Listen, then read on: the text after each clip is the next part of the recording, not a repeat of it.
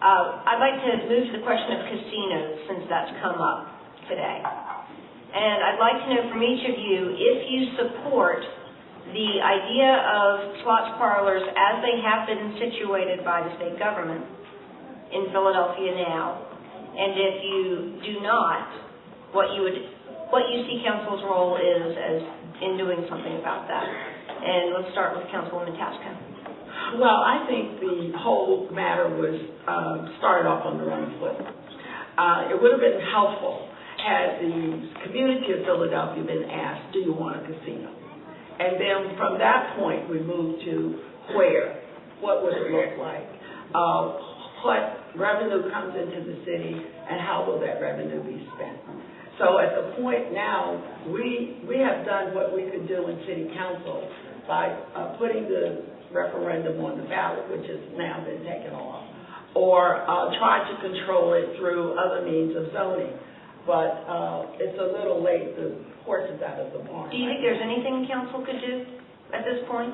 The only thing you can do is go to court, which we gave the ability of the advocate groups to do. So that would be the point. Okay. All right, Mr. Hagan? Yeah, casinos are here. I'm not a big fan of gambling, for one, because addiction and all the other ills that come along with that. So I'm against that personally. But of course we do have casinos, and we're going to have it. There's no doubt about it. The problem, I believe, that the 15,000 feet away from a residential district should be something that we adhere to. I think the state really should give us the option of doing that. This is our city, and to keep it safe, for our children and our youth, and our elders also. So I'm really in favor of the city having more say-so, more control where casinos are located. Okay. Mr. Jones?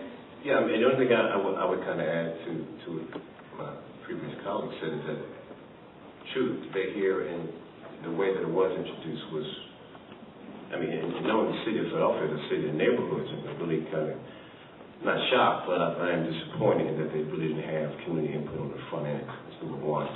Two, I think the issues of job from a community standpoint should be talked about at the beginning and not as an afterthought, as a way to appease people, because they basically were not happy that folks didn't come to them in the correct way. Thirdly, I'd like to talk about what's the long-term development in terms of empowerment. There's a lot of development that goes on in neighborhoods, but very few empowerment.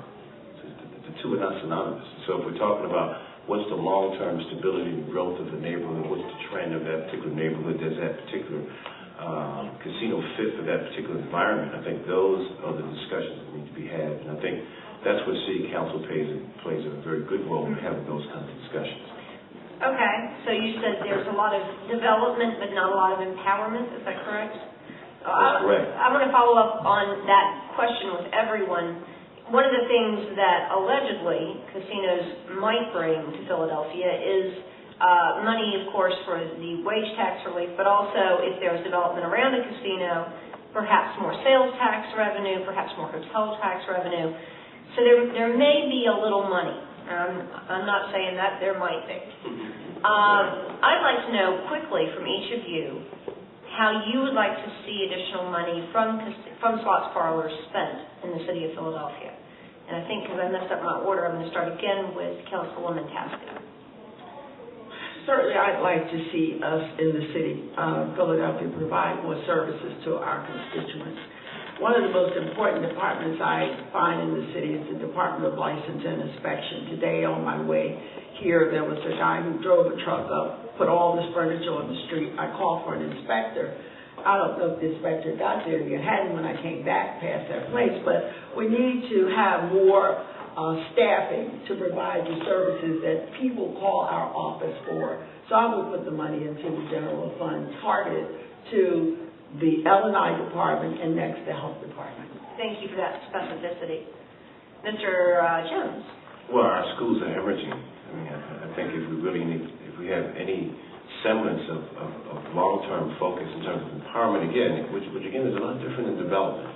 Empowerment, in my mind, is you have an opportunity for folks to really take what is offered, whatever the particular advantage is, and really run with that ball. And really, if it really speaks to their long-term development past whether the casinos stay or go. So I think if we really want to talk about empowerment, we really have to talk about education. So any funding that we have that's coming from anywhere else, we really need to focus on how do we really provide a better quality of education for our kids on a global scheme. It has to have a global curriculum and a long-term impact. We're not just competing with the suburbs. We're competing across the globe, and I think that's what we need to think about if we really want to be focused and serious about what we want to do in terms of empowerment. Okay, thank you again for being specific. Mr. Hankins? I'd like to see a lot more focus on senior citizens, healthcare clinics, lower business purpose taxes, because we need to bring more businesses, more jobs for individuals. Today, that's an answer that came, by the way, from a table, and we've got city staffing for neighborhood services, we've got schools, and we've got senior services. So let's, we have a question. Yes, this would be true. Yes. And if we ask the question to a specific, I'll give everybody a chance to respond. You had mentioned that you were opposed to this, and that you weren't for it specifically. So I'm kind of curious with the revenue money, why you're being so sustainable on the healthcare versus the law enforcement to help the community and state. Well, I think that kind of mixed question here, but I think that law enforcement is good, but I don't think the issue is really law enforcement. I think the issue is social service programs. I think the issue is how the community controls itself. I think that you can hire 1,000 more police officers and you'll still have the same results we have today. Unless we deal with the schools that fail our kids are failed. 40% of our kids are dropping out of high school, ninth grade. And if you deal with that, you'll have less time, you need less money to hire more police officers. Councilwoman, Mr. Jones, any response to that you'd like to give? I'd just like to say there's so many needs in this city, and we have a smorgasbord of what we'd like to see done with the money. And while there are many departments and many services, education, safety, but when we deal as district council people, when our constituents call us for specific service, we'd like to respond to that. And having sat on the council for as long as I have some intimate knowledge of the kinds of requests that they make. L&I has a deeper quality impact on the quality of life for our neighbors. And if that's one of the major issues of us, how do we help with the quality of life in our community? How the L&I there to enforce the laws that we pass is extremely important to me and to some of the constituents I represent. Mr. Jones? Well, I mean, I started off talking about when I had my chance to pass sweeping legislation. That's going to get passed. That's going to get passed. I talked about the quality of life issues. So, again, there's a broad base of issues in which you can start with. When I work with NTI, it's NTI for different problems. Folks have a different version of what those issues are and still are and what they were. And so there's a whole host of issues that really focus on the quality of life issues. I think in the end, people want to know that they have an advocate, a person in the seat who's willing to, one, be accessible, two, to really focus on how they can make their individual block, because all politics is local, all services are local, make their individual neighborhood better.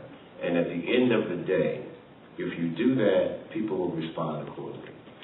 Just for posterity's sake, I want to make sure we get that question correct.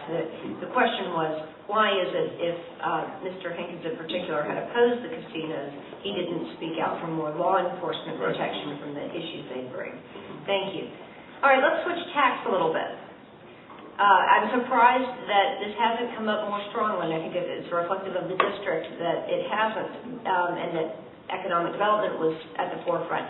But the crime question.